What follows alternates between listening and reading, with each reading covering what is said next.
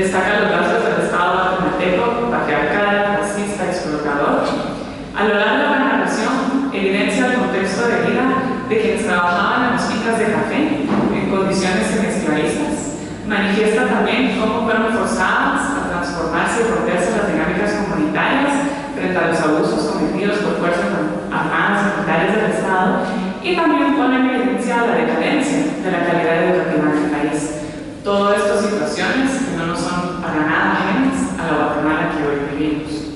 Sin embargo, y en medio de ese tenebroso contexto, el libro se centra en una acción liberadora de hombres, mujeres y jóvenes quienes aprovecharon oportunidades que se les presentaron para consolidar una vida menos esclavizante. A lo largo del libro se hace referencia a cómo la comunidad tenía círculos de estudio, en este caso estudio bíblico, y hacían referencia a la huida de Egipto. Y muchas veces el libro nos recuerda o nos hace pensar en esas imágenes de huir de un proceso de esclavitud hacia algo desconocido, pero definitivamente tendría que ser mejor porque implica hacerlo en un espacio de libertad. Ahorita que escuchaba a Clara, pensaba que también podríamos hablar de la parábola de la semilla que cae en buena tierra, la semilla de mostaza, y esa ayuda internacional que la comunidad de Santa María de Cejá recibió definitivamente cayó en tierra firme. Vemos que Clark Keller nos retrata a la población de Santa María de Cejá como una comunidad de ciudadanos y ciudadanas que proyectaron una sociedad y encaminaron esfuerzos decididos a alcanzar ese tipo de sociedad que ellos querían conformar. Tenían una clara determinación sobre el tipo de relaciones que querían tener, y de esa determinación no escapó el proceso de consensuar qué tipo de educación iban a realizar en su comunidad. Para los actuales educadores y educadoras del sector público, del privado, de todos los niveles, y área rural, urbana, cualquier departamento de este país, podemos pensar que encontramos algunas situaciones semi-parecidas a lo que vería la comunidad y los educadores de Santa María. Una ausencia de escuelas o escuelas en condiciones paupérrimas, estudiantes que sufren desnutrición crónica, maestros que carecen de libertad de cátedra, maestros y maestras que son objeto de violaciones laborales, ausencia de material didáctico, y podría continuar con una lista bastante larga. Sin embargo, al leer este libro, el educador encuentra ideas, reflexiones, oportunidades, alternativas para poder ejercer una educación liberadora en el actual contexto o en el contexto en el que se encuentra. En ese sentido, la narración de los esfuerzos de los educadores y educadoras de Santa María de Cejá nos recuerda algunos puntos esenciales de la vocación docente que quisiera reflexionar hoy aquí con ustedes. El primero es la esencia política de todo acto educativo, y este es uno de los principales postulados de la educación liberadora de Freire, que ha sido declarado y negado en múltiples ocasiones. Negado principalmente por los cuerpos dominantes que han usado la educación como un sistema de sometimiento y así la siguen utilizando.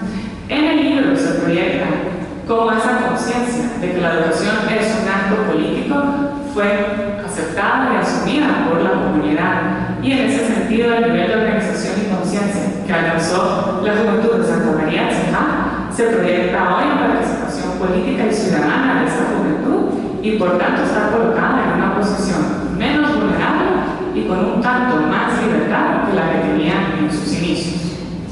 Otro aspecto fundamental es las posibilidades y la potencia que nos ofrece la educación. A lo largo del texto se nos remite a la vida de los pobladores de Santa María de Cejá. Leemos cómo crecen y cómo se desarrollan. Incluso acompañamos a algunos que pasan por diversos niveles educativos, cambian de comunidad, cambian de país, retornan al país, y siempre la educación es una prioridad.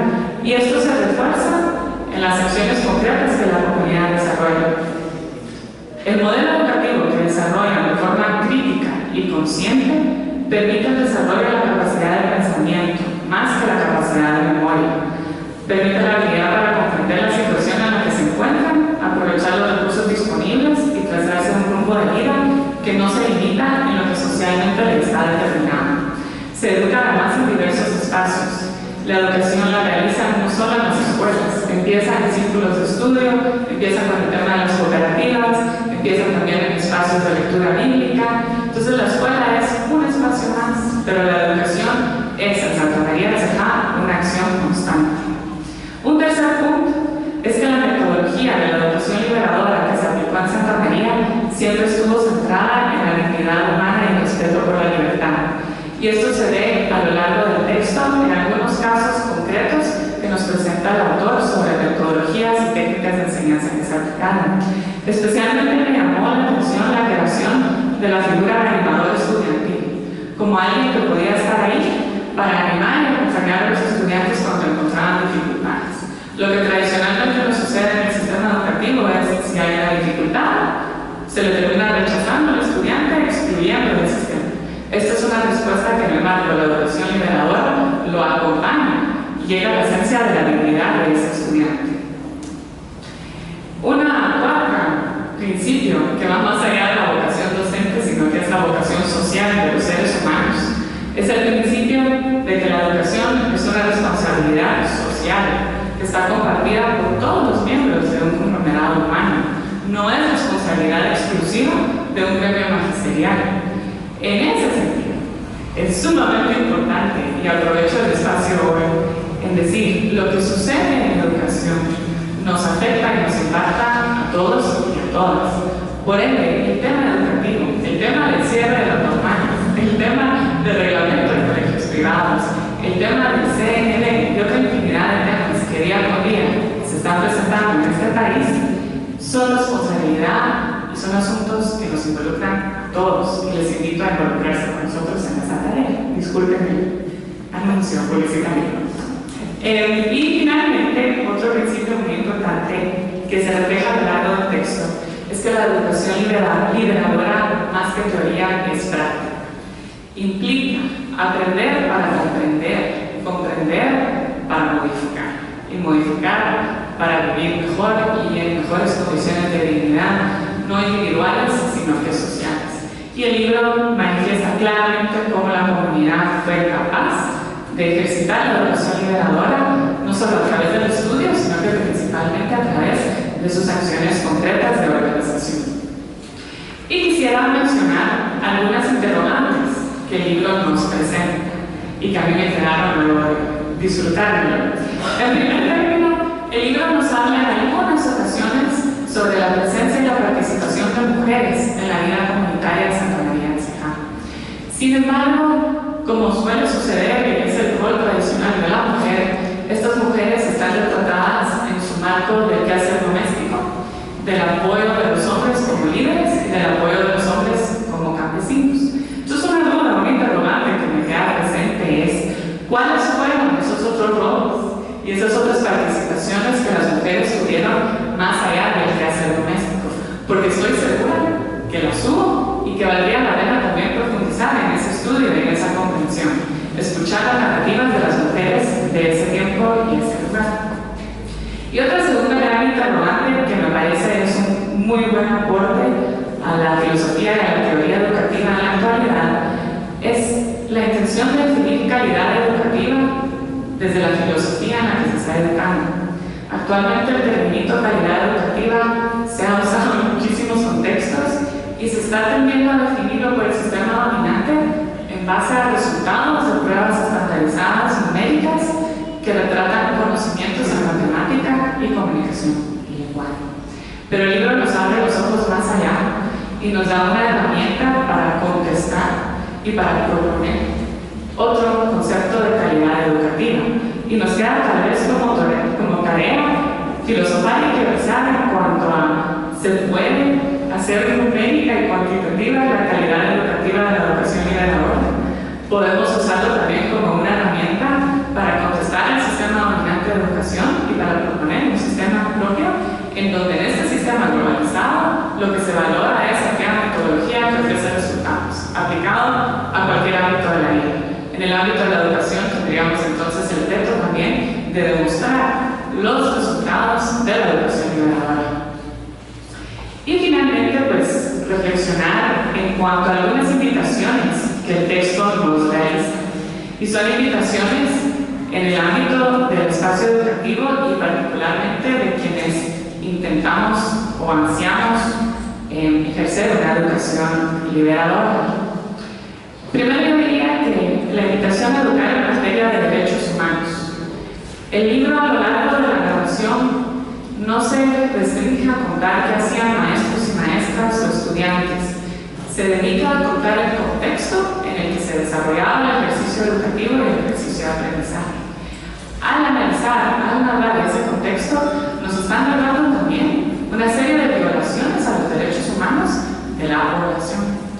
Que los jóvenes y los niños y los adultos y las mujeres tomen conciencia de esas situaciones implica que tienen que tener sí conocimiento sobre estas herramientas de respeto y a la dignidad que puede llegar a ser la conceptualización de los derechos humanos.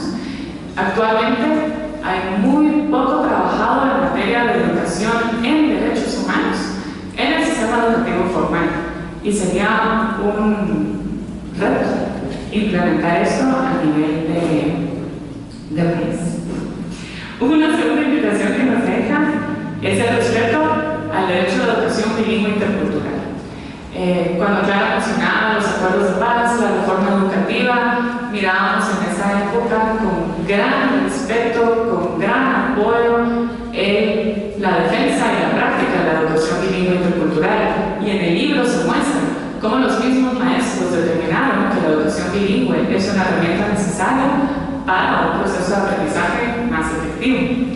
No solo para comprender lingüísticamente, sino que también comprender la vida y comprender de lo que se está hablando. Actualmente, el tema de la educación bilingüe intercultural ha quedado sobre la mesa, pero no se ha trabajado a nivel nuevamente del sistema educativo formal en él. Y sí es una apuesta por mejorar la calidad educativa en todo el país, atender y responder a la educación bilingüe intercultural como un derecho. Y finalmente, asumir la educación como un proyecto social. Un proyecto social que nos atañe como nación, como país, pero que también nos involucra como comunidad. Algo que me hacía reflexionar a lo largo de la lectura era cuánto de la posibilidad de Santa María de Exajá de desarrollar su metodología educativa se debió precisamente a la ausencia de un Estado en esa comunidad. Y casi decir, afortunadamente había ausencia de Estado y ausencia de gobierno, porque eso permitió que la comunidad libremente analizara, diseñara y ejecutara el modelo educativo que quería realizar. Hoy por hoy, en una ciudad como esta, por la presencia del Estado es mayor, pero hay una ausencia de Estado en muchísimas comunidades del país. Y en ese sentido, la educación no se remite únicamente al actor nacional, estatal, sino que también tiene que remitirse a la responsabilidad de las comunidades, no solo para ejecutar el modelo educativo, para diseñarlo, para concebirlo, para gozar los frutos que del modelo educativo se les espera. Y ese es mi breve comentario.